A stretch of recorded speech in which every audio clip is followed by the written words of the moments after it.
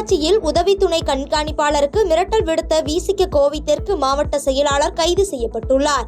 விசிக கட்சியின் கோவை தெற்கு மாவட்ட செயலாளர் மற்றும் வழக்கறிஞர் அசோக்குமார் என்பவர் வடக்கிப்பாளையம் பிரிவில் வைக்கப்பட்டுள்ள பிளக்ஸ் பேனர்களால் விபத்துகள் ஏற்படும் அபாயம் இருப்பதாகவும் அதனை அகற்றுமாறு பொள்ளாச்சி உதவி காவல் கண்காணிப்பாளர் சிருஷ்டி சிங்கிடம் தொலைபேசியில் பேசியுள்ளார்.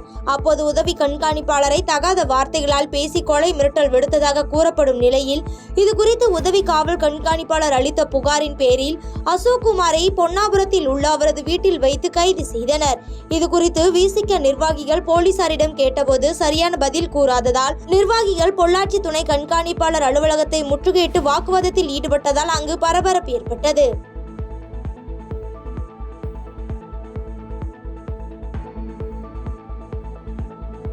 அம்பாசமுத்திரம் அருகே உள்ள அரசு பள்ளி மாணவ மாணவிகள் கலந்து கொண்டு 700 பனை விதைகளை நடவு செய்யும் நிகழ்வு நடைபெற்றது. திருநெல்வேலி மாவட்டம் அம்பாசமுத்திரம் அருகே விக்ரமசிங்கபுரம் டானா தேசிய தொடக்கப்பள்ளியைச் சேர்ந்த மாணவ மாணவியர்கள் 15 பேர் ஒன்றிணைந்து பனைமரத்தை வளர்க்கும் வகையில் ஆசிரியர் ஆபில் சேத் தலைமையில் திரு இருதய உயர்நிலைப் பள்ளி பின்புறம் அமைந்துள்ள அம்பலவானபுரம் பெருமாள் குளத்தில் சுமார் 700 பனை விதைகளை குளத்தின் கரையில் நடவு செய்தனர். மேலும் பனை மரங்களை பாதுகாப்பது குறித்த பனை பாதுகாப்பு உறுதிமொழியை மாணவ மாணவியர்கள் எடுத்துக்கொண்டனர்.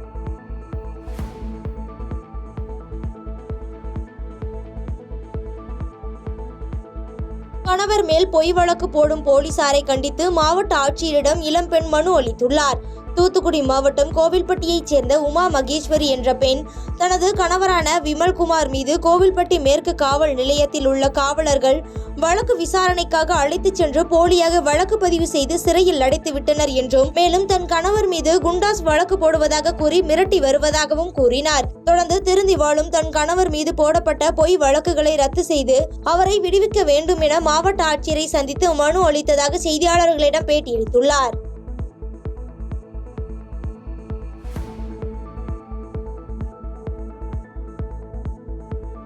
இந்தோ ஸ்ரீலங்கா ஓபன் கராத்தே சாம்பியன்ஷிப் போட்டியில் சென்னையை சார்ந்த 5 வீரர்கள் தங்கப்பதக்கம் வென்று சாதனை படைத்துள்ளனர். கோவாவில் நடைபெற்ற இந்தோ ஸ்ரீலங்கா ஓபன் கராத்தே சாம்பியன்ஷிப் போட்டியில் சென்னையை சேர்ந்த 11 மாணவர்கள் கலந்து கொண்ட நிலையில் கட்டா மற்றும் சண்டை பிரிவில் நடந்த போட்டியில் சென்னையை சார்ந்த 5 மாணவர்கள் தங்கப் பதக்கமும் 3 மாணவர்கள் வெள்ளி பதக்கமும் மீதமுள்ள மாணவர்கள் வெண்கல பதக்கமும் வென்று சாதனை படைத்துள்ளனர். இந்நிலையில் சாதனை படைத்து சென்னை விமான நிலையம் திரும்பிய கராத்தே வீரர்களுக்கு பெற்றோர்கள் மற்றும் உறவினர்கள் உற்சாக வரவேற்பு அளித்தனர்.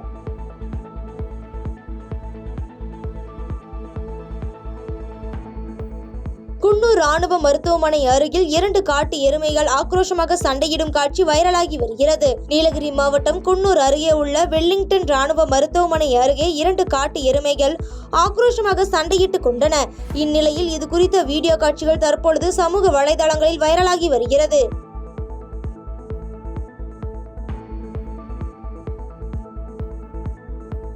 பழனி அருகே அரசால் தடை செய்யப்பட்ட கேரளா மற்றும் வெளி மாநில லாட்டரி சீட்டுகள் விற்பனை செய்த 4 பேர் கைது செய்யப்பட்டுள்ளனர்.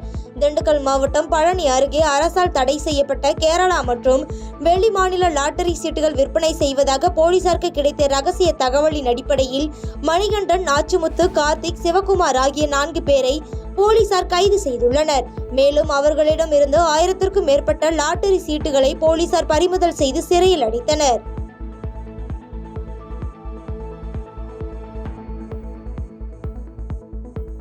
தமிழ் மாநில கட்சி விவசாய அணி தலைவர் ரங்கராஜன் ஆட்சியரை சந்தித்து மனு வழங்கினார். புதுக்கோட்டை மாவட்டம் குளத்தூர் தாலுகாவில் இருந்து வைத்தூர் பெருங்கலூர் வழியாக கரம்பக்குடி செல்லும் அக்னி ஆறு ஐயங்காடு பகுதியில் சுமார் 6 கிலோமீட்டர் தூரம் வனத்துறை சார்பில் தைல மரம் நடவு செய்துள்ளனர். மேலும் இங்குள்ள முட்புதர்கள் அப்புறப்படுத்த வேண்டும் என்று துவார் கிராமத்தைச் சேர்ந்த ரங்கராஜன் தமிழ் மாநில காங்கிரஸ் கட்சியின் விவசாய அணி தலைவர் புதுக்கோட்டை மாவட்ட ஆட்சியர் அலுவலக வளாகத்தில் நடந்த மக்கள் குறைதீர்க்கும் நாள் கூட்டத்தில் ஆட்சியரை நேரில் சந்தித்து மனு அளித்தார்.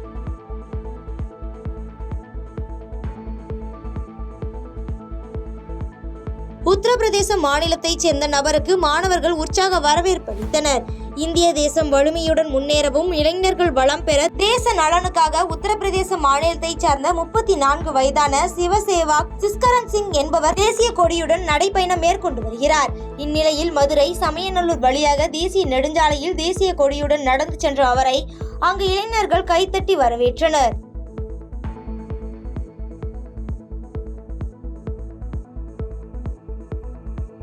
மேலூர் அருகே வலது கையை இழந்த நபர் கை அறுவை சிகிச்சை செய்து இயற்கை கை பொருத்துவதற்கு ஆவணம் செய்ய மாவட்ட ஆட்சியரிடம் மனு அளித்துள்ளார். மதுரை மாவட்டம் மேலூர் அருகே செங்கல் சோலையில் வலது கையை இழந்த நபர் மாற்று கை அறுவை சிகிச்சை செய்து இயற்கை கை பொருத்துவதற்கு ஆவணம் செய்ய வலியுறுத்தி மதுரை மாவட்ட ஆட்சியரிடம் மனு அளித்துள்ளார். மேலும் தனது விண்ணப்பத்தினை பரிசீலனை செய்து தனக்கு மாற்றுக்கை அறுவை சிகிச்சை செய்து இயற்கை கை பொருத்துவதற்கு உரிய ஆவணம் செய்ய வேண்டும் என்று மனுவில் குறிப்பிட்டுள்ளதாக பேட்டியளித்துள்ளார்.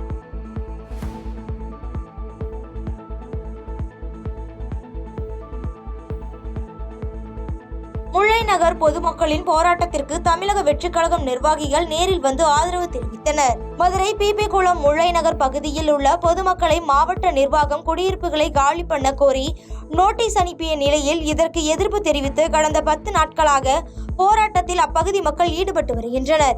இந்நிலையில் தமிழக வெற்றிக் கழகத்தின் சார்பில் விஜய் அன்பன் கல்லானை தலைமையில் தமிழக வெற்றிக் கழக நிர்வாகிகள் போராடும் பொதுமக்களை சந்தித்து தங்களுடைய ஆதரவை தெரிவித்தனர். மேலும் போராடும் பொதுமக்களிடம் முக்கிய நிர்வாகிகளிடமும் தமிழக வெற்றிக் கழகத்தின் மாநில பொதுச் செயலாளர் புஷி ஆனந்த் தொலைபேசி மூலமாக பேசினார். பாதகம் செய்பவரை கண்டால் நாம் பயங்கொள்ளலாகாது பாப்பா, மோதி மிதித்து விடு பாப்பா, அவர் முகத்தில் உமிழ்ந்து விடு பாப்பா. அண்மை செய்திகளை உடனுக்குடன் தெரிந்து கொள்ள இணைந்திருங்கள் இயம்நாடு தொலைக்காட்சியுடன்.